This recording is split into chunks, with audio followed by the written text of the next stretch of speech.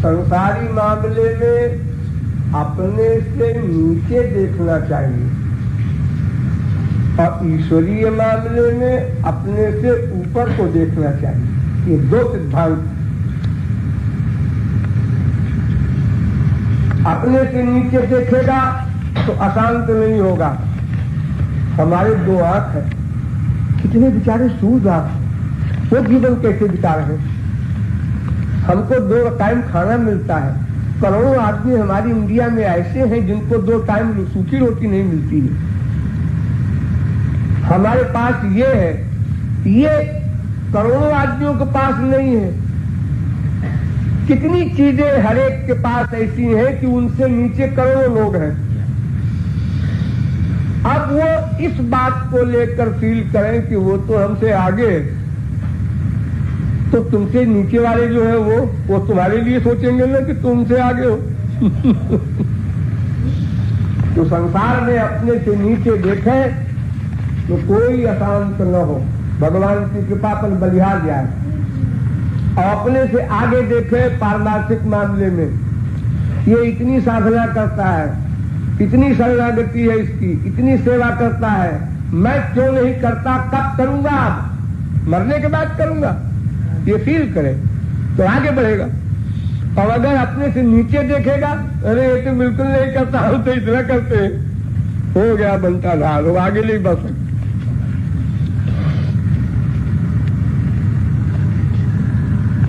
रोधी बातें सिद्धांत में पालन करनी पड़ती हैं। संसार में अत्यंत कठोर बनो, ईश्वरीय क्षेत्र में अत्यंत कोमल बनो।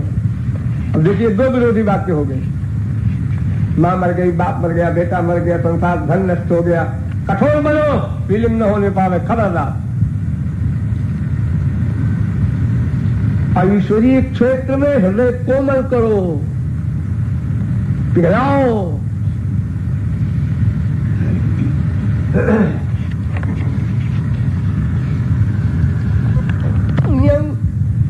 विषय ऊर्जा द्रवत्वम भगवत पदे, एक लाइन में वेद व्यास ने लिख दिया। सांसारिक विषयों में कठोर बनो, जो मुलायम बना दोनों साइड में बनो, जो कठोर बना दोनों साइड में हो गया, दोनों का नुकसान हुआ। कुरान शरीफ में लिखा है कि खुदा सब जगह है, चाहे पूरब की तरफ मुंह करके नमाज पढ़ो, चाहे पश्चिम की तरफ। ये आयत में लिखा है कुरान में, लेकिन सब पश्चिम की तरफ मुंह करके और नमाज पढ़ते हैं। एक भी मुसलमान दुनिया में ऐसा नहीं है जो पूरब की तरफ मुंह करके, कोई ऐसा ब्राह्मण नहीं जो पश्चिम की तरफ सवेरे मुंह करके समझा करता हो, दक्षिण की तरफ पैर करके सोता हो कोई मुसलमान। बहुत सी चीजें ऐसी है कि भले ही वो कोई इंपॉर्टेंस नहीं है, लेकिन लोक में इतनी प्रचलित है कि उसके विपरीत काम करो तो लोगों के दिमाग में बीमारी पैदा होती है। तो यद्यप शुद्धम तदपि ना चरणीयम लोक विरुद्धम, जब तक संसार में रहता है मनुष्य, छोटी छोटी बातें के सगुन उगुन की जो है वो भी राम मानते थे। जिसका कोई सेंस नहीं है, भाई संसार में आए हैं तो उसके अनुसार चलना चाहिए। कोई ऐसी आफत तो नहीं आई है कि हम पहली को शिलान्यास करें, 14 को भी हो जाएगा, पहली को दावत हो जाएगी। अब लोगों के निमंत्रण दे चुके, वो लोग तो आएंगे सही, वृंदावन आएंगे, हम भी रहेंगे, लोगों का लाभ तो हो नहीं है। शिलान्यास वगैरह की बात तो अभी आई है, पहले से तो शोहरत यही है कि पहली तारीख को दावत होगी। जैसे संसार के लिए तुम माँ बाप बेटा स्त्री पति धन के लिए पाने की व्याकुलता बढ़ाते हो और उसके वियोग में रोते हो, ये तुम्हारी कोमलता है। संसार के वियोग में संसार के नष्ट होने की फीलिंग न हो, संसार के पाने में खुशी न हो, ये कठोरता हुई। और हरि और गुरु के मिलन में अनंत आनंद की अनुभूति हो, उनके वियोग में अनंत दुख की अनुभूति हो, ये व्याकुलता जो है उसकी, यही हृदय की कोमलता है।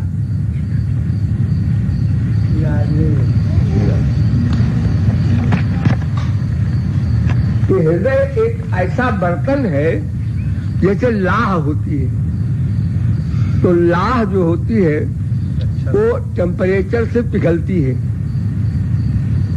कोई भी लाह हो, तो देखो ये मुहर लगाते हैं पोस्ट ऑफिस वाले, तो जब पिघल जाती है उसमें कोई कलर छोड़ देते हैं, लाल पीला नीला, वो कलर उसमें एक हो जाता है लाह में।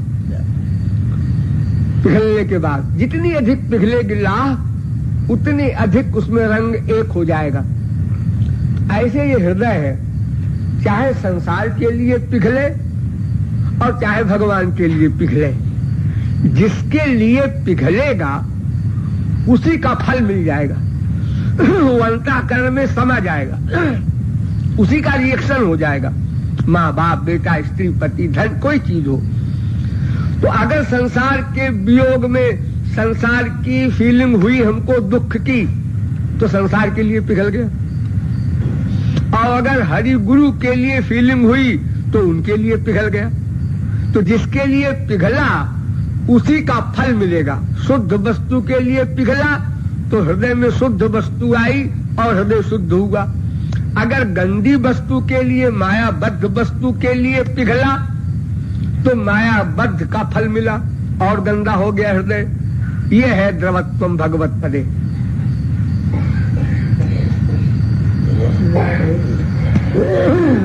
दूसरी बात जो मैंने बताई, 99.9% होता यही है जो तत्वज्ञान नहीं प्राप्त करता, जिसका हृदय पिघलता है, दोनों साइड में पिघलता है। लड़की विदा हुई वहां भी आंसू, गुरु विदा हुआ वहां भी आंसू। और जिसका हृदय कठोर है वो संसार में भी कठोर है, ईश्वर के क्षेत्र में भी कठोर है, वो भी मारा गया। इसलिए दो विरोधी बातें। जैसे दूसरी चीज, संसार में कहीं भी विश्वास न हो, ईश्वरीय क्षेत्र में कहीं भी अविश्वास न हो। देखो तो उल्टा, संसार में कभी कहीं किसी का विश्वास न करे कोई व्यक्ति, ये चैलेंज से सिद्धांत है। माँ हो, बाप हो, बेटा हो, स्त्री हो, पति हो, अपना शरीर तक धोखा देता है, औरों की कौन कहे, अभी अभी है, अभी अभी छोड़ दे साथ यहां तक है। आज वो अनुकूल है, कल प्रतिकूल हो जाए, एक सेकंड में, अकारण अकारण। बंबई के गुंडा एग्जाम्पल है, अकारण।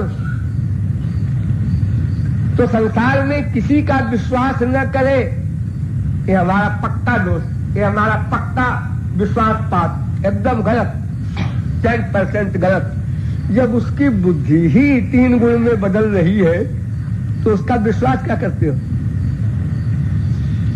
और ईश्वरीय क्षेत्र में हमारी बुद्धि में नहीं आती ये बात, वेद की, शास्त्र की, पुराण की, भगवान की, महापुरुष की, फिर भी वेद कहता है श्रद्धत्व, तात श्रद्धत्व, विश्वास करो, विश्वास करो, आगे समझोगे। अभी तुम्हारी कक्षा बहुत नीचे है, इसलिए चुपचाप मान के आगे बढ़ो। जैसे साइंस में कोई रिसर्च करता है तो पुराने साइंटिस्ट की बात चुपचाप मान लेता है, फिर आगे रिसर्च करता है। अगर वो शुरू से ही करना शुरू करे तो कभी आगे नहीं बढ़ सकता।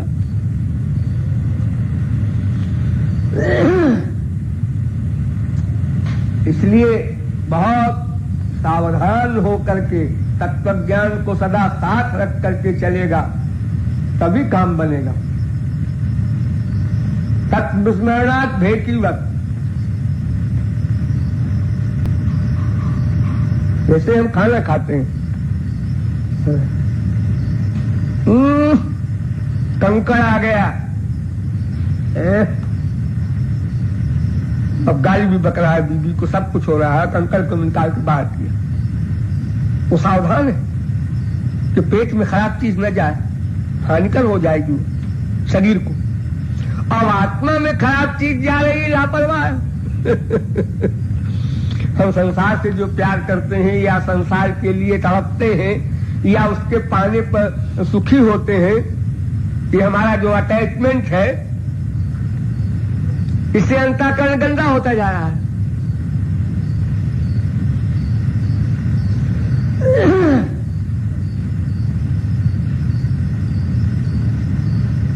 वो सब तुम लोगों में है, ये बात नहीं किसी एक में न हो, कम व बेश का फर्क है, सब में गड़बड़ है।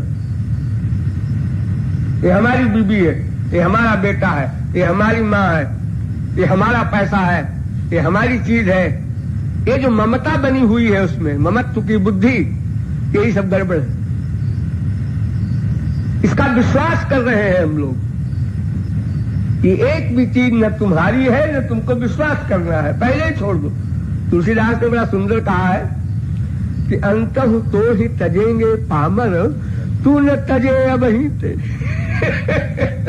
अरे जिनको जिनको तू अपना मान रहा है, ये सब तेरा साथ छोड़ देंगे, शरीर तक छोड़ देगा तेरा साथ। पहले ही तू इनको समझ ले, बात बन जाए, तो छूटना ही है।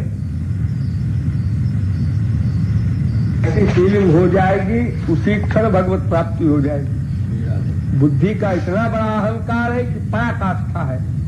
अब मुंह से बोलते हो हमारी बुद्धि बुद्धि है ही नहीं।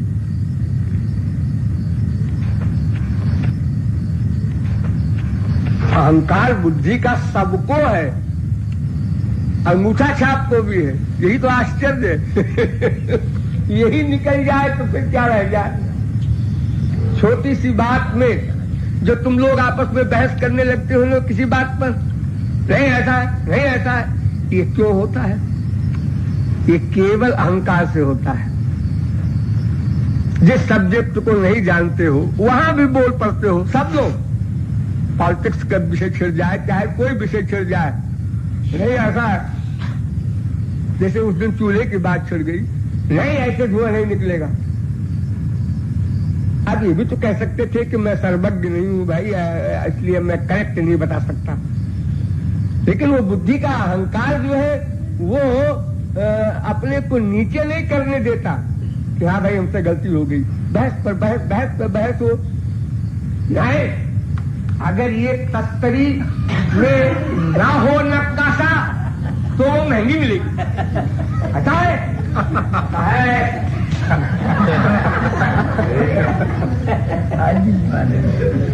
दे रहा हूं मैं, ये बुद्धि के अहंकार के कारण होता है, वरना किसी एक विषय में भी कोई पूर्ण नहीं है। जिंदगी भर तुमने ट्रेन चलाया, लेकिन इंजन के बारे में भी बहुत कम नॉलेज है तुमको। महाराज जी ये बात नहीं, आपसे ऐसे बात देखो ये बात नहीं है कहा, सीधे अहंकार के कारण कहा। आपसे ये बात नहीं है शब्द कैसे बोले तुम? ऐसे बात करते हैं, आपसे बात करने में प्यार लगता है। ये बात नहीं है, ये वाक्य तुमने कैसे कहा? इसका मतलब गुरु बेवकूफ है? नहीं महाराज जी। तो फिर कैसे कहा ये बात नहीं है? तो कहते हो हमारी बुद्धि नहीं है। बिना बुद्धि के डिसीजन कैसे हुआ कि ये बात नहीं है? दूसरी बात है वो। कैसा चोर पकड़ा देखो यही बुद्धि का अहंकार है कि चाहे गुरु का बाप कोई भी कुछ बोलता हो, नहीं महाराज जी ये बात नहीं है, ये बात नहीं है। इतना बड़ा विरोध। अभी मैं बोलता जा रहा हूं कि जो बात बुद्धि से परे भी हो उसको मान लो, बात वही सही है। और अभी अभी भूल गए और चूक गए, ये बात नहीं है। अब तुम जितनी बात बोलोगे वो रिकॉर्ड कर लो, तुम ही एक दिन हंसोगे कि मैं देखो क्या बेवकूफी की बात करता चला गया। ये बात नहीं है। अरे जो मैं कह रहा हूं ये बात को कौन विश्व में काट सकता है? ये बात नहीं है, कैसे तुम कह रहे हो?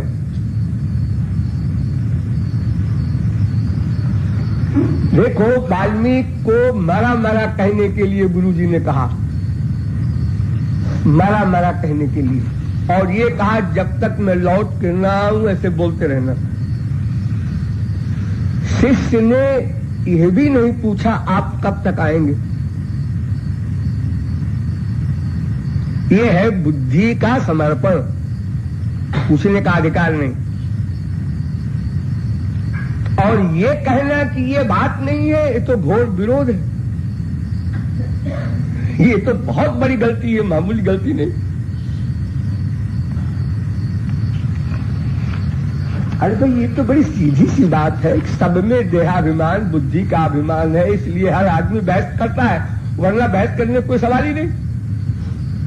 अगर इन्होंने कहा कि हमने जो गणित लगाया है वो सही है, तो सिंघल को कहना चाहिए था हाँ बिल्कुल ठीक है, हमसे गलती हो गई होगी। अगर सिंघल ने कहा नहीं हमारी गिनती सही है, तो इन्हें कहना चाहिए हाँ ठीक है, हमसे गलती हो गई होगी। अगर तुमने कोई बात कही और इन्होंने कह दिया नहीं ऐसा है, तुमने कहा नहीं ऐसा है, ये बुद्धि के अहंकार से कि हम गलती नहीं करते। अरे गलती का तो पुतला है प्रत्येक व्यक्ति, प्रत्येक क्षण गलती करता है।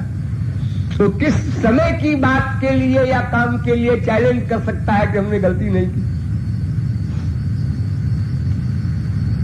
लेकिन वो बुद्धि का अहंकार जो है कि हम नीचे न बने किसी के, हमारे किसी काम में कोई गलती निकाले बर्दाश्त नहीं, यही अहंकार है, यही दीनता में बाधक है। अपने को निर्दोष कहलवाने का प्रयत्न करना ये सबसे बड़ा सदोष होने का प्रमाण।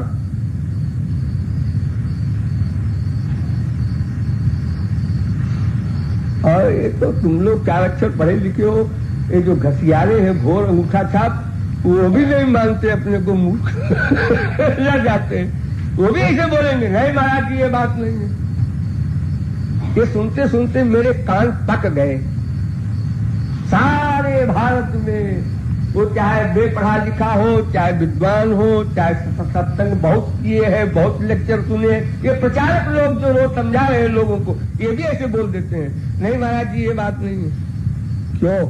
अहंकार के कारण कि मेरी बात नीचे न हो। बाद में भले वो फील करते हैं क्योंकि वो प्रचारक है, तत्व को जानते हैं, अरे मैंने बेवकूफी की बात की थी महाराज जी के आगे लेकिन बोल जाएंगे एक बात। आदत, इसी का तो अभ्यास करना है। मान चाहने की भावना छोड़ना, ये पहला अलग।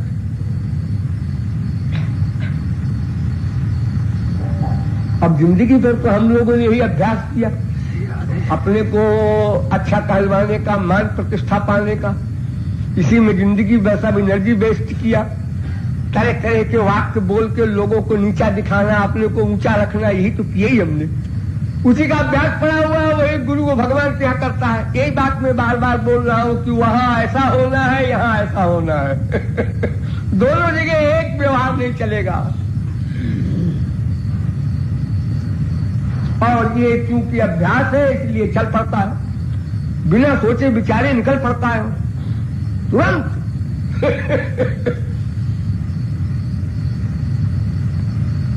नहीं महाराज जी ये बात नहीं है, फिर मैं जो कहता हूं वो बात है। ये टीवी पर लोग जब बोलते हैं, एक विरोध में बोल रहा है कि युद्ध से ही विजय मिलेगी, एक कहता है नहीं शांति से, तो दूसरा कहता है आप जो कह रहे हैं वो ठीक है लेकिन ऐसा है कि फिर वो ठीक कहाँ है जो तुम उल्टा बोल रहे हो तो